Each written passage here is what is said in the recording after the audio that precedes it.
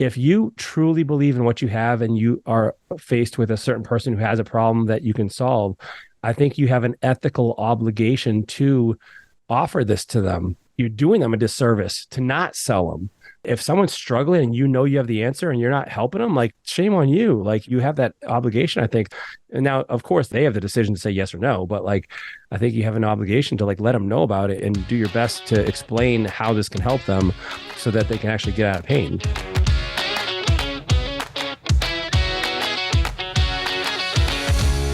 Hey, what's up? Welcome to the Life Inner Show. I'm your host, Jason Wojo. On the Life Inner Show, we help people make more, work less, and live awesome lives. I am joined by Polish Peter. What's up, dude? So listen, right before we got on this podcast, you made fun of me. Dude, so yeah. I'm just going to... What? Well, okay, you guys. Peter, do it. If you're watching YouTube right now, let's see the flex. Show us the flex.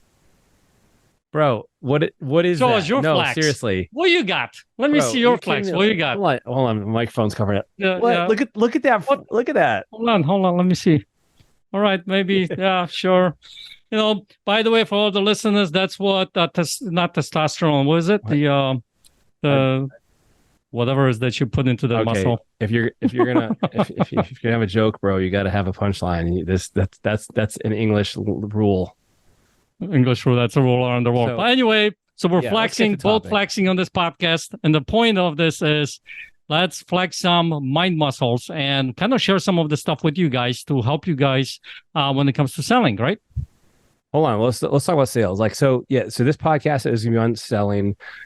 We're going to talk about tactics. We're going to talk about strategies. We're talking about mindset around selling. Because listen, whether you like it or not, we're all in sales. There's nothing on this planet happens without sales. And if you think you're not in sales, then you just haven't made the connection yet. But you are. Like you're selling your spouse on where you want to go to dinner. You're selling your kids on why they need to clean up their room, and so everything really is developing these skills.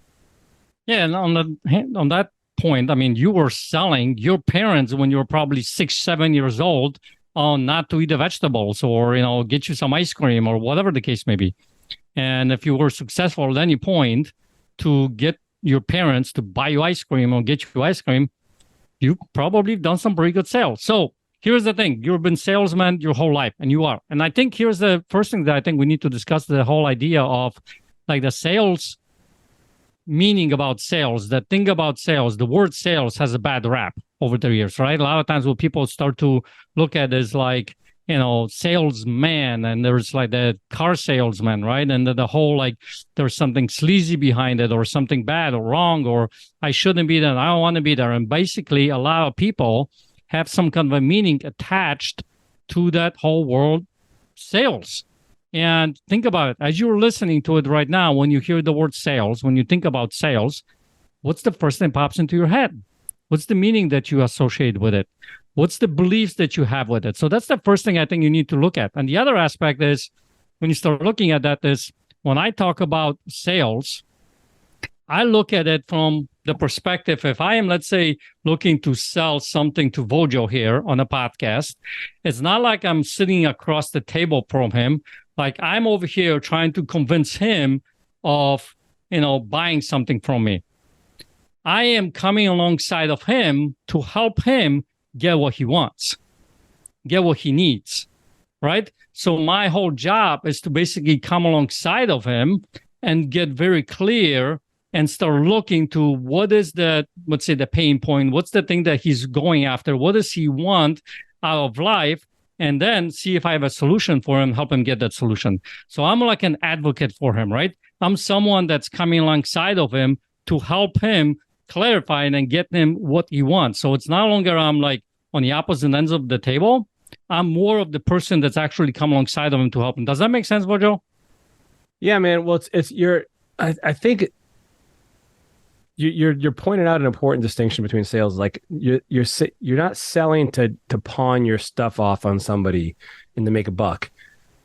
If that happens, like if you make money as a result of the sale, cool. But what has to be the focus is you coming alongside someone like Peter's saying and serving them and giving them a solution to something that they are struggling with or they have a problem with. Like when you show up at someone's house and you're a plumber and they got water squirting all over the house because they have a leak, there's a service being provided, a solution that you're providing, right? Whether when somebody comes into your restaurant, you're solving a problem. They're hungry. They want your food, and so every business has to align what they offer with the solution that client, that customer needs, and that's how you'll make the sale. And it's not you've heard the phrase like, oh, they're a good salesman, they could sell snow to an Eskimo. Well, I don't know if that's a good salesperson or if that's just scam artist. Like, if you sell something to someone who doesn't need it, it's not going to help them. That is unethical, and you shouldn't do that. So you just said something important I want you guys to recognize is the fact that something that they need or they want. You don't want to sell them something that, you're like kind of, they don't need it or they don't want it, and you're trying to put it on them, right? So that's an important distinction. The other thing I think that's really important that a lot of people, the one that's selling it, is you have to believe in what you're selling, in the product or the service or whatever it is that you're providing. You have to believe it kind of without a shadow of a doubt, because if you don't believe it, how are you going to help somebody else? Does that make sense? Yeah. If you don't believe in your product, so a lot of people are not good at sales. And if you're having a doubt in any way, shape, or form that what you provide is helpful to someone, you're not going to be able to sell it, because they're going to be able to detect that you have uncertainty, and they're gonna feel that. And so you really need to have confidence in what you're selling now. And if you don't, then you shouldn't be selling it. Really, you should be finding something you feel strongly about and you can believe in. Dude, I love this. This is my favorite quote on selling.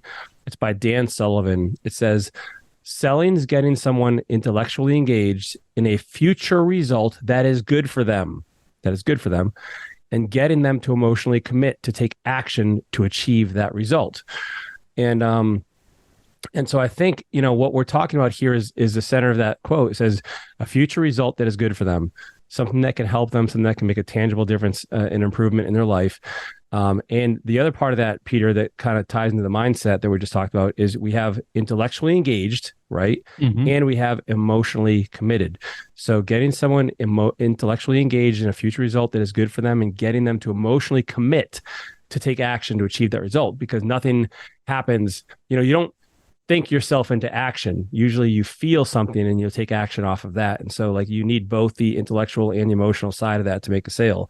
You're appealing to the logic of someone as well as the emotion. And that's the most powerful. When somebody has a pain, when somebody's struggling with something, that doesn't feel good. They want to resolve that. They want to get out of pain and move towards pleasure. And so that's what you're doing when you provide them a valuable solution. Right. So, I love that quote too. One thing I would say about this quote about the emotional side, I think it also needs to be emotionally engaged, not just someone that's emotionally, moved towards the action. What's the word they use? Emotionally what? Emotionally commit to take action. Commit. Yeah. Not to emotionally commit, but emotionally engaged. Because I think if you really think about it, we're emotional human beings. Think about just the word being is not something like you're a robot, you're a being, right? We're emotional, we're human beings. So whatever it is that you have the problem or even the solution, because I don't think everything is about relieving some kind of a problem. Like if I am selling a Lambo or a BMW to you, it's a luxury type of a vehicle. Am I relieving some kind of a pain? Maybe. I think you are. Yeah, you're looking. What's the pain? It's insecurity. Right? You feel insignificant. You feel insecure. You want to flex on someone, kind of like how you were flexing on me when we first started this episode, man, trying to prove yourself. You're satisfied. And I have those insecurities. Listen, all that matters is what's going on between those 2 years right here. You know what I mean? Reality doesn't have to match actuality, I guess. Not in this, think about how you look at it. But listen, seriously, Lambo, you are satisfied. It's someone's need to feel significant. Significant, yep. They have an insecurity that they're trying to feel better about themselves. Potentially, we can't make a blanket statement, of course, but maybe it truly is. You just love cars, but there might be some of that in there. Right, but are you appealing to having a conversation how there's going to be the pain if he doesn't do it, or is it going to be how he's going to look good and he's going to appeal to the pleasure of it and things like that, right? So it all depends on the conversation, I think, that you have a specific person. Well, I think, and also sales, I think it's the best sales are the ones that you're pulling someone towards pleasure and away from pain simultaneously. You're really in both, right? Yep. And so what are the really drawing someone's attention to how life will be better, improved as a result of this purchase, and you'll be getting rid of these pains as a result of this purchase.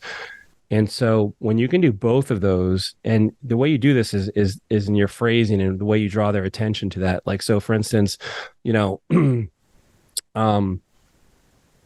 if, and this applies to anything, like, you know, how you'll feel after that purchase. What is life going to look like when you've embraced this thing, when you've purchased this thing, when you bought it, and then what are the things you no longer will be struggling with, and how will life be easier, how will it be better, how will it be, you know, and you're appealing to the things that are most important to them. Right, which I think leads to a next part. I think that's really important when it comes to the sales process, and Wojo kind of touched on it just now, is you ask questions and you show up and you listen. You know, and what ends up happening, the people who have a hard time with sales, they end up talking the whole time, and they keep talking about all kinds of different things, how great the business is, how great the product is, how great they are since the, you know, best thing since sliced bread and all that kind of stuff. And they're not really hearing what that other person really needs. So asking those questions and listening to the customer will allow you to find out what is it that they're really looking for. What are those pain points? What are those things that, you know, they're the pleasure, you know, getting away from the pain, gaining pleasure, those kinds of things, because they will tell you all of this stuff if you just keep asking questions and listen. And I think that's a really, really important aspect of the entire sales process. Yeah. Well, man, and that's why, for instance, like, so if you've ever been to a Life Gainer event, you know, we have our business builder workshop and our Get a Life Getaway. We offer people the opportunity to move forward with us if they loved what they experienced at the event and they want to continue with us. We have a coaching and mastermind program. And what we'll do is we sit down with them and we do an interview to see and to make sure that this is something that can help them. And so this is actually part of the process of what Peter is talking about, to see what is most important to them and can we deliver on it. So that's kind of getting to what I just talked about a few minutes ago, is like making sure you have something that can help someone. And so you match those expectations so that you have raving fans and people that will refer other people. And that's the best, you know, advertising and marketing you can get. And so you have to find out what that person finds important and make sure that you can satisfy that before you ever offer that. And if you do, we talked about this a second ago, but if you truly believe in what you have and you are faced with a certain person who has a problem that you can solve, I think you have an ethical obligation to offer this to them. And you're doing them a disservice to not sell them. You know, if someone's struggling and you know you have the answer and you're not helping them, like, shame on you. Like you know what I mean? Like you have that obligation, I think, and now of course they have the decision to say yes or no, but like, I think you have an obligation to like let them know about it and do your best to explain how this can help them so that they can actually get out of pain. But why do you have the obligation to do that? What's the alternative? Because they're going to continue on the path they're on, and it's not going to, if someone's life is going down the wrong road, and listen, I know not. Let's just say it right now. Not everybody is interested in solving their problems, and not everybody has hope for the future. And that's a whole nother problem too. Cause like when you're selling, I think part of your job is to show them, like we talked about, show them what could happen here. And, you know, everybody's bought products that they haven't been happy with. And I think people are afraid of making a mistake, and they're afraid of, you know, looking foolish, or they're afraid of wasting money. But the more you're able to, again, this is kind of it's a self-fulfilling cycle, because the more you're able to help people, now you have more testimonials, for instance, and success stories that can ease those concerns of your prospect to help them move forward, because you have to give them your confidence in the product. And so you have to let them lean on your faith and your hope, and let them adopt that, so that they can now see what could actually be something really incredible for them.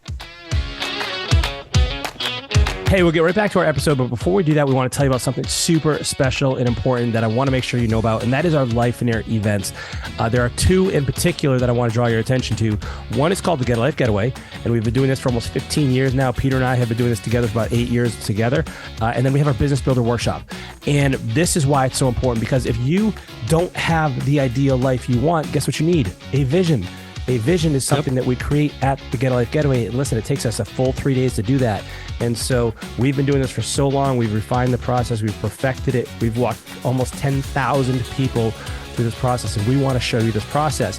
Now, yeah, you can probably try and do it on your own, but why would you try and reinvent the wheel? Let the experts, let us hold you hand in hand through this process. Peter and I teach these personally. You're getting this right from us.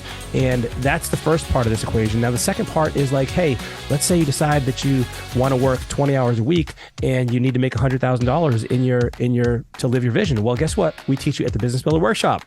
Exactly that. We will walk you hand in hand and show you our proven process to remove you from your business, to help you make the money you want, to enable you to own your business rather than have it own you. Peter, these events are awesome, man.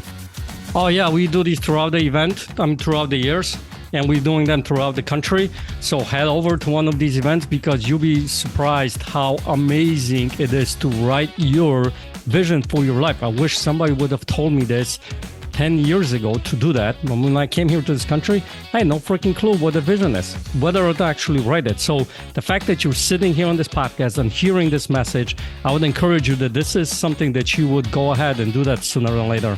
So how do they go about doing that, Wojo? Well, and Peter, not only that, but we have a very special offer for them. Because you are a loyal podcast listener, I know you're tuning in every single week, hanging on every word. You've given us reviews, ratings, thumbs up, told your parents about it, your mom, your dad, your dog, your neighbor.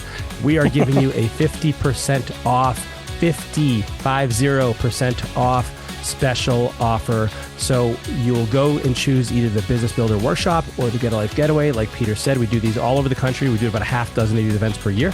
And when you check out, after you choose which event you want to attend, then you will enter the promo code PODCAST. PODCAST. Podcast is your promo code. You'll instantly get 50% off. And we will see you at an event soon. Now, here's my advice. Don't wait to attend this. Don't wait to register. Put it on the calendar now. Go right now. Pause the podcast if you have to. Go open a browser. Go to lifeinair.com. Enter that podcast promo code at checkout, and we will see you at an event soon. Let's get back to the episode. So Wojo just touched on something that I think bears explanation a little bit more. So if you think about it, you have your product, the point B.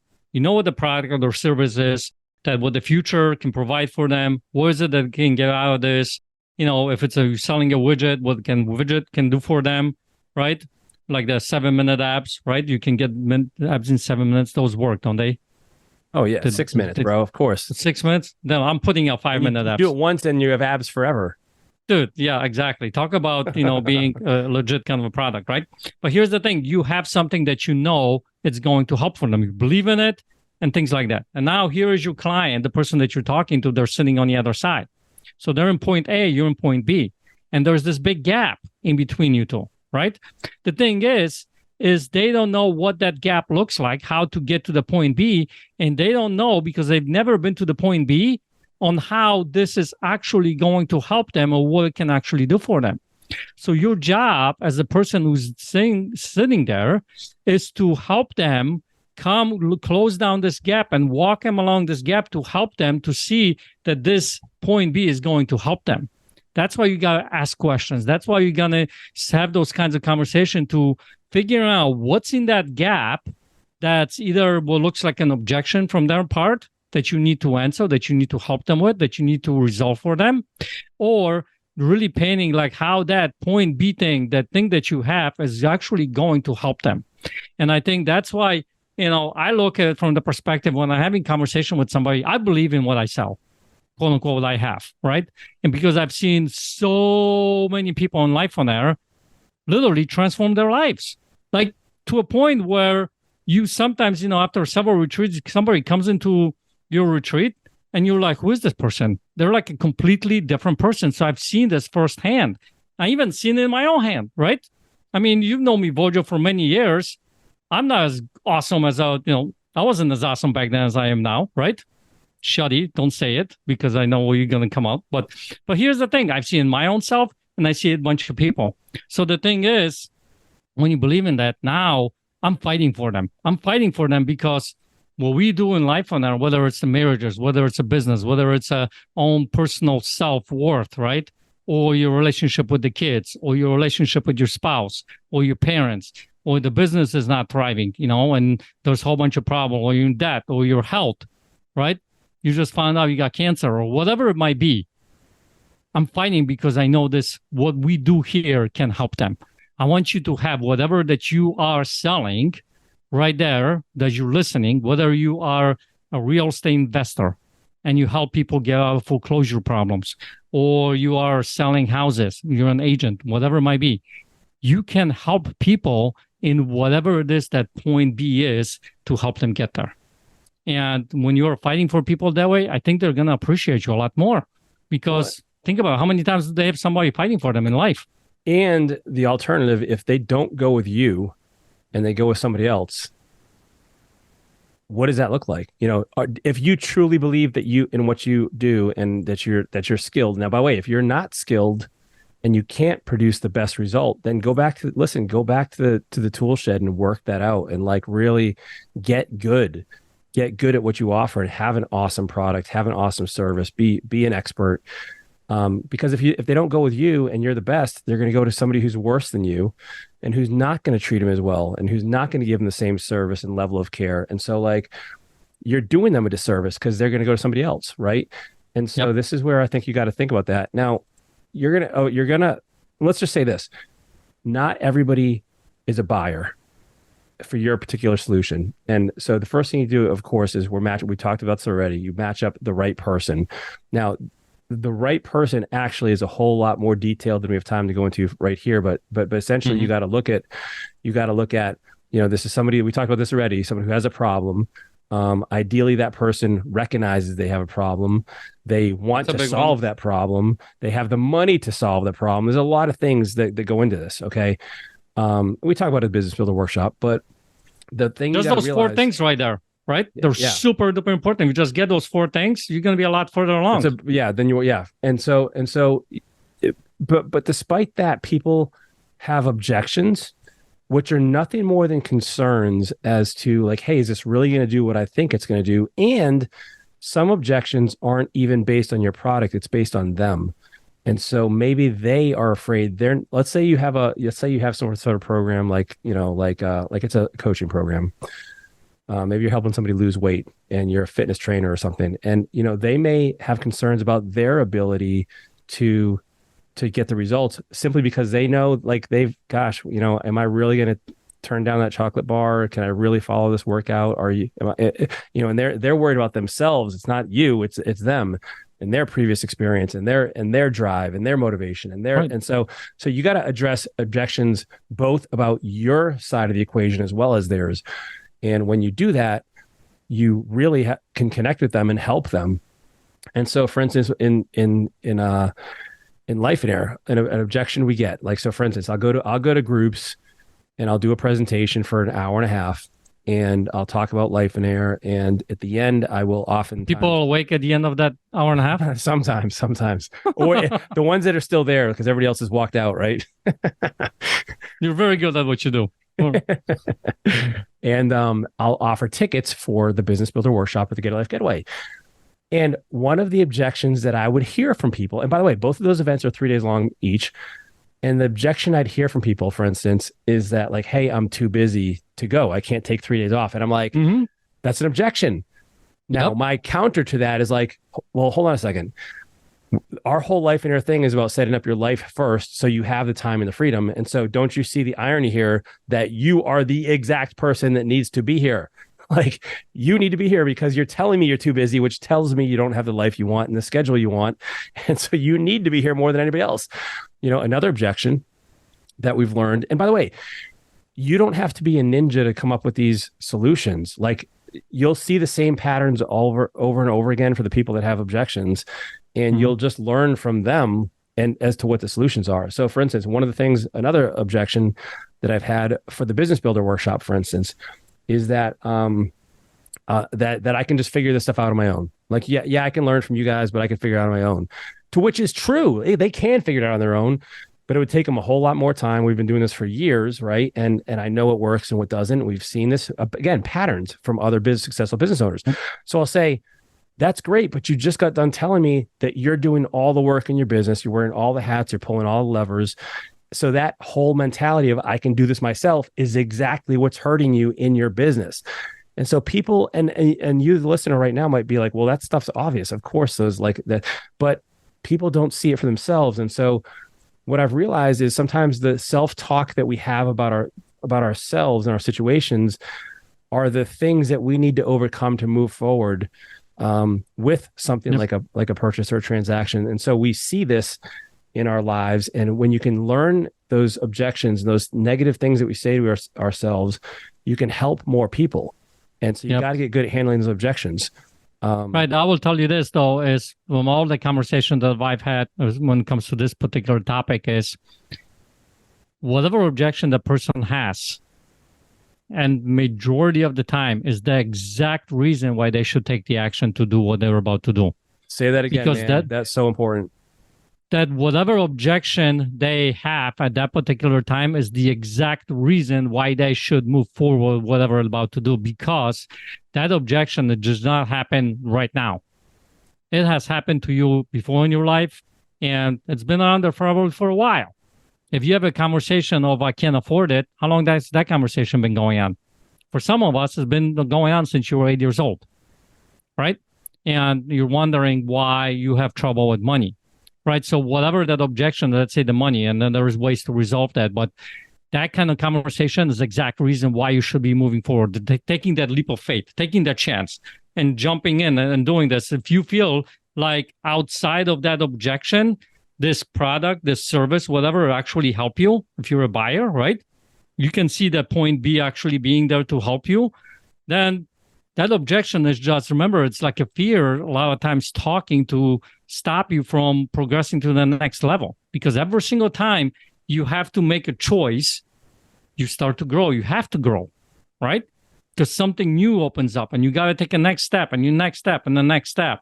And that's when I have a lot of those conversations. I encourage people like, listen, this could be one of the most impactful moments for you in your life. It was for me when I said yes back in the day, and it was thanks to you.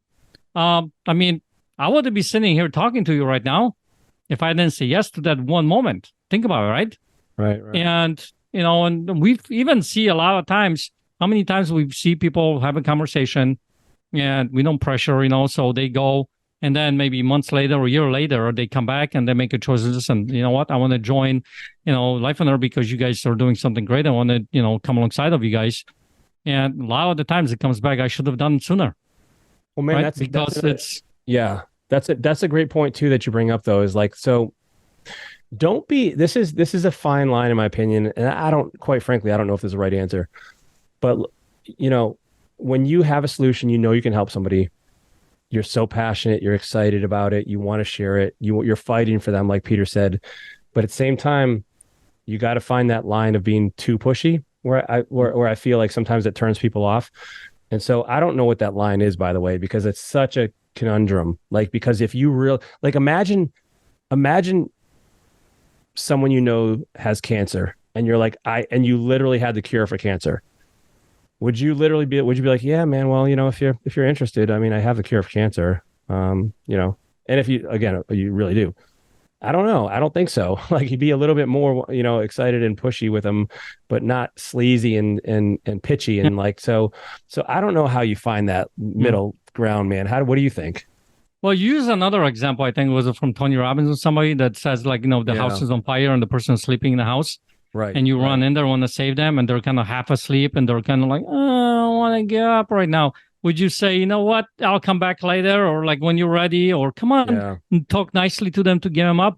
Or would you be slapping them, or whatever it takes, dragging them out of the house if you had to save them from that fire, right? Yeah. And I think a lot of times we don't look at life that way. Your life depends on this kind of stuff. So here's my thing.